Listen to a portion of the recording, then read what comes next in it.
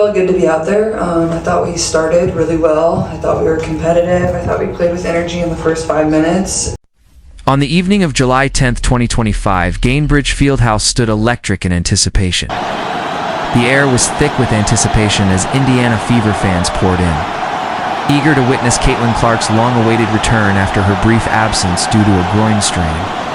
Yet, what was billed as a triumphant comeback quickly transformed into a brutal reminder of the WNBA's shifting balance of power. The Golden State Valkyries, a team rapidly rising from expansion experiment to championship contender, dominated. In ruthless fashion, defeating the Fever 80-61 and sending a stark message to the league at large. Welcome to Genski Sports, your destination for deep game analysis, iconic highlights, and the moments that shape basketball history. If you live and breathe hoops the way we do, hit that subscribe button and join the squad as we break down the game that turned celebration into reckoning. From the opening tip, the tone was tightly wound, a tactical face-off rather than a shootout. Indiana began with purpose. Kelsey Mitchell initiated the offense with a whip-quick dribble handoff to Caitlin Clark, whose timing, despite returning from injury, seemed crisp. Clark dished to Alia Boston, who drew a double before kicking it back out to Lexi Hull for a confident three from the top. Just 2 possessions later, Clark showcased her vision with a laser pass through traffic to Timpson, who converted with a soft kiss off glass at 8:12 in the first. The Fever were off to a controlled, calculated start, but Golden State wasn't phased. The Valkyries' offense, led by the two-headed attack of Carla Lee and veteran Kayla Thornton, wasted no time responding. Thornton slipped a high screen, popped to the corner, and buried a fadeaway triple that cut the lead to 1. Indiana maintained pace early through some solid perimeter rotation and defensive rebounds, but every minute saw the Valkyries ramping up their physicality and tempo. At the 3:07 mark, Carla Lee picked off a lazy outlet pass and went coast to coast for a high-speed line, igniting their bench and tying the score at 15 apiece. From there, the remainder of the first quarter played like a high-stakes seesaw. Indiana retook the lead with a step-back long 2 from Hull, but Golden State kept punching back Thornton again, this time off a flex cut, converting through contact. Caitlin Clark closed the quarter with a vintage deep 3 from well beyond the arc, bringing the crowd to its feet and giving Indiana a brief 22-20 edge. But it would be one of the few highlights for her in a night where nothing seemed to come easy. As the second quarter began, the pendulum shifted hard. Valkyries head coach Dana Richards turned up the pressure, unleashing a suffocating 1-2 trap that immediately flustered Indiana's ball handlers. Veronica Burton became the engine of this defensive switch, reading Clark's tendencies and jumping passing lanes with precision. At the 9:41 mark, she intercepted a sideline inbound and fed Carla Lee with a slick wraparound for a fast break. Bucket. That was the spark. What followed was an avalanche. The Valkyries ripped off 11 unanswered points, fueled by 3 consecutive Indiana turnovers. Boston was double-teamed mercilessly in the post, and Clark, still regaining rhythm, struggled to adjust to Golden State's hyperactive closeouts. A risky cross-court pass was picked clean by Lee, who again sprinted coast to coast for an easy layup. Then came another Burton steal, leading to a dagger 3 from rookie sensation Denise Carter. And suddenly, the Fever were rattled. By the time the scoreboard read 43-32 with just over 90 seconds left in the half, Golden State had turned a tightly contested game into a lopsided affair. Indiana's offense went nearly 6 minutes without a field goal. A disastrous stretch punctuated by rushed jumpers and stagnant half-court possessions. Coach Christy Sides called a timeout to regroup, but the Valkyries came out of it even more locked in. Thornton nailed her 3rd triple of the night just before the break, sending the teams to the locker room with Golden State up 45-32, Indiana looking shell-shocked. Halftime brought a needed pause for the Fever, the coaching staff emphasized. Quicker rotations, better screening angles, and re-establishing the inside-out game that had opened things early on. And to Indiana's credit, they emerged with renewed urgency. Timpson opened the third with a crafty bank shot off the left block. On the next trip down, Boston slipped a screen and converted with a tough abandon. For a moment, the crowd believed Clark found Hull, in rhythm for a corner three that trimmed the deficit to 47-38. The Valkyries missed their next two shots, and the Fever had a chance to make it a two-possession game, but again, the pressure told. On the ensuing possession, Clark drove into the lane only to be swarmed by Lee and Thornton, resulting in a forced turnover. Golden State capitalized immediately, with Carter lobbing it ahead to Thornton, who finished through contact and sank the and one. That sequence seemed to puncture Indiana's brief rally. The rest of the third played out like a clinic in control. Golden State slowed the tempo when needed, bled the clock when Indiana looked poised to, run and buried daggers when it mattered most. Carla Lee found her rhythm in isolation, torching defenders with hesitation, dribbles, and high-arcing fadeaways. Burton continued her defensive masterpiece, stifling any attempt by Clark to create off the dribble.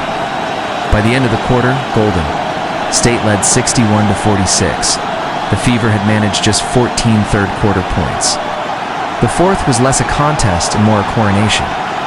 Golden State opened with a 7-2 run, all off turnovers. Coach Sides tried to inject energy with a three-guard set, bringing in Erica Wheeler for an offensive spark. She did hit a mid-range jumper and drove for a foul that stopped the bleeding briefly, but the damage had long been done. By the 5:20 mark in the fourth, both benches began to empty. Fans stayed loyal, still cheering Clark when she knocked down her second triple of the night. Late in the game, but the final numbers told the story. Clark, in her return, shot just 3 of 13 from the field with 6 turnovers. Boston managed a quiet 12-7. Only Lexi Hull cracked double digits beyond that, the Valkyries. Meanwhile, finished with 5 players in double figures and forced a season-high 21 turnovers. Carla Lee's stat line sparkled 17 points, 6 assists. For steals, and Kayla Thornton's veteran leadership was on full display. Their defense, anchored by Burton's brilliance and Denise Carter's rangy closeouts, completely smothered any offensive rhythm Indiana tried to muster. It wasn't just a loss for the Fever, it was a statement from Golden State. A message that the Valkyries aren't just a rising team, they've arrived. And for Caitlin Clark, the road back to dominance will demand more than just recovery. It'll require reassertion, recalibration, and the kind of resilience that made her a household name in the first place. Indiana's resilience flashed in moments, but moments don't win 40-minute games. The core question isn't whether the Fever have talent, they do. It's whether they can thread consistency through that talent.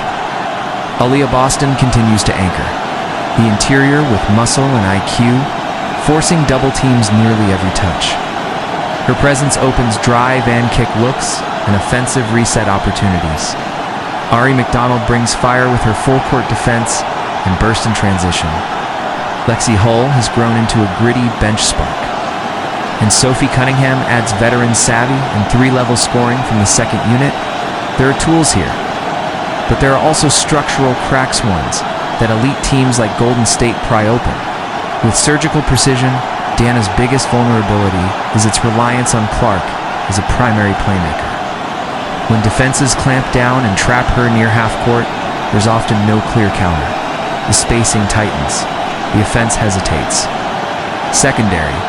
Creators aren't consistent threats, and the result is stagnation in the half court. Worse, Indiana's current 22.2%. Team three-point rate is among the lowest in the league, a glaring stat in today's spacing-driven game. Opponents sag, clog lanes, and dare them to beat closeouts. Till that changes, they'll remain one-dimensional. Under pressure. So what's the fix? It starts with variety. Introducing mid-range pick-and-pop sequences for Boston and Hull forces defenses to defend outside the paint. Those same actions can evolve into slip cuts or rescreens depending on mid-range. The defensive look. Giving Hull curl routes off staggered pin-downs opens Cachanjo's scoring windows that neutralize traps. A second avenue lies in unlocking Demirius Dantes as a floor-spacing big. Even if she's not a high-volume shooter, simply pulling defenders. Toward the arc reduces the defensive crowd Clark and McDonald often face in the lane. Coach Christy Sides knows this. In the next War Room breakdown, she replayed the 18-0 Golden State run in microscopic detail. Every defensive lapse, every poor closeout, every forced shot, to goal. To pull teaching moments from a disaster. Stretch that turned a tight contest into a runaway loss. Practices will recenter around mid-game adjustment scenarios. Verbal cue drills like show left, recover gap, and tag high will sharpen help defense and trap exits. Offensively, repetition drills will stress pick and pop flow and delayed slips from the elbows, designed to force decisions. From switch-heavy defenses, Lexi Hole, already a dependable perimeter option, will be tasked with stepping into a co-creator role when Clark is blitzed. That means mastering the timing of short rolls, recognizing overhelp, and creating pull-up. Space, without over-dribbling. Boston 2 will be featured more dynamically. Not just as a post-up finisher, but as a short roll facilitator who can hit cutters or reset plays through the high post. Indiana's rebounding emphasis will shift from volume to velocity securing. The board and immediately flowing into structured secondary transition that shortens the need for slow developing half-court actions. Practice sessions will simulate late-game pressure situations down 7 under 3 minutes. It's about conditioning the mind, not just the body. Mental fortitude, trust in reads, and clean execution are essential in games decided by inches. Meanwhile, Golden State continues to build its reputation as a complete team one, built on relentless defense, offensive spacing, and an unshakable identity. Kayla Thornton's 21-point performance is just the latest headline in a career year. Her growth as a three-level scorer gives the Valkyries a go-to option who doesn't need high usage to dominate. She scores within flow, punishes mismatches, and closes quarters with poise.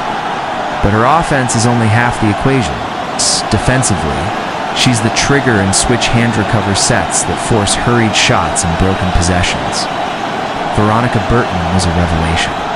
Her 16-point four-steal night underscored why she's evolving into one of the league's most disruptive guards. Her timing on traps, anticipation on skips, and recovery footwork anchored a Valkyrie defense that forced over 20 turnovers and turned a third of them into fast break points. Veteran Tiffany Hayes brings balance and composure, especially in late clock moments. And Cecilia Zandolini's presence on the perimeter bends defenses even when she doesn't shoot. Her gravity matters. And then there's the depth.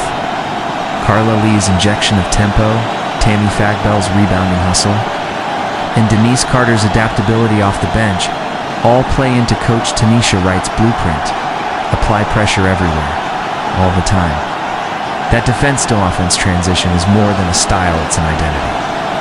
Their traps don't just create stops, they create storms. Still, Golden State isn't flawless. The early minutes of each quarter reveal some rhythm issues. There's occasional stagnation when quick sets fail. Their half-court execution, especially when traps don't bite, can flatten. The fix: structure early actions that spark motion without over-relying on one-on-one creation. Think elevator screens for Thornton, quick handoffs that flip into slips for Burton. These scripted looks can generate catch-and-shoot rhythm before the defense tightens. Rotational management also becomes a priority. Alternating Leotisha Amir with Monique Billings adds rebounding strength and keeps interior legs fresh. Closing lineups will need to balance floor spacing with rim protections, something that becomes harder late in games when fatigue limits closeout speed.